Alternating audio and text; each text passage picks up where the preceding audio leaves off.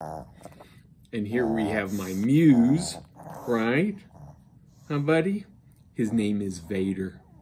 Yep, absolutely. Oh, who's a good boy? Yeah. Are you doing all right? Oh, did you find some? Oh. All right. Do you want to get down? Yeah? Okay. Here you go. There you go.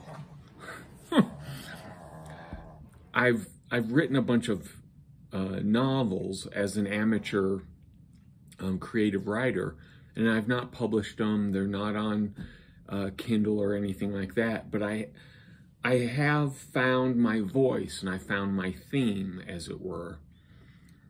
It turns out that my books follow a postmodernism, and I knew I liked fantasy, so I initially started off, and I wrote a trilogy of fantasy books, and I did that.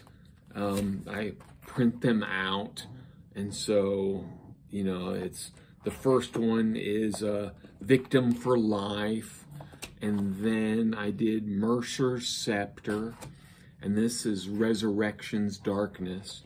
And I also keep a folder with notes in them, so that I can always refer back to my notes if I want. So I did this in 2011, 12, and 13 when I started off. And so I wrote these 3 novels about an adventure party, very classic fantasy, Dungeons and Dragons like, that kind of thing.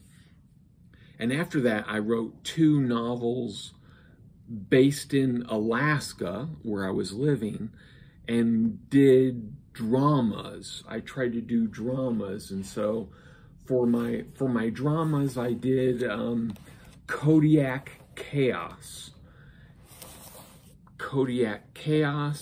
and Willow's Widower. And so Kodiak Chaos was an attempt at drama based on a very dysfunctional family tale. And it was quite the story. And then Willow's Widower was about a man trying to find love while recovering from the sense of loss of his wife passing. Then I wrote Seeking Sanctuary, which has a science fiction idea. I based the world on Spain, and it has themes of acceptance, community, and family.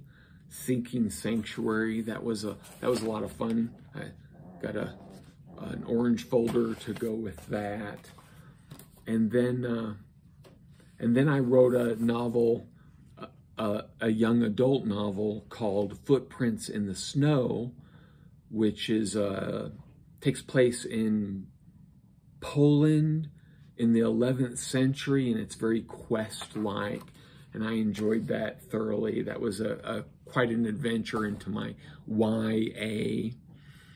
I didn't really enjoy doing that. I like writing more adult fantasy, as it were.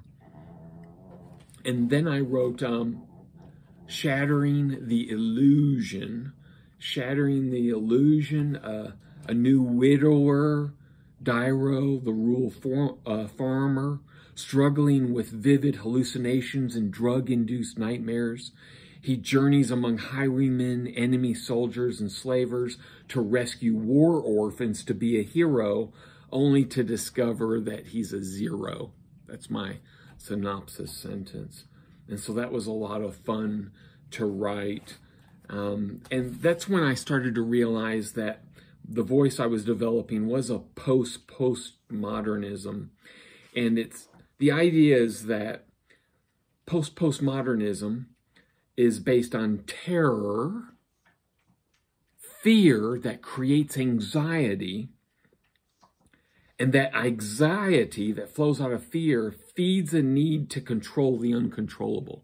And so all of my novels kind of explore that. Terror that creates anxiety, that feeds the need to control the uncontrollable. And so you have all of that tension. That's postmodernism, and that's where my voice was. And I wrote, not only did I write one young adult, but then I also wrote one science fiction. And this science fiction novel is called The Wounded. It's based on like a King Arthur, a prince that goes off and is scarred and wounded, and his struggle with his place in the universe. And so that was very fun. Science fiction was not my thing, but I did enjoy doing it, and it was a blast. And then the last couple of years, I've been writing a trilogy about being an outsider, being an outcast, being an other. And so I wrote Outsider Among Us, Outsider Among Them, and Outsider Among Other. And so I've been working on that. And in the fantasy realm, I did some research and realized that the ultimate a humanoid that represented being an outsider was in fact the Minotaur. And so I did a Minotaur culture. So it's a Minotaur trilogy, if you will. And so that has also been fun. And I'm finishing out the last of the trilogy on Minotaurs, Outsider Among Others. And I'm looking forward to exploring short stories, flash fiction, and short stories, 100-word stories, as it were. Thank you for coming along with me on this journey.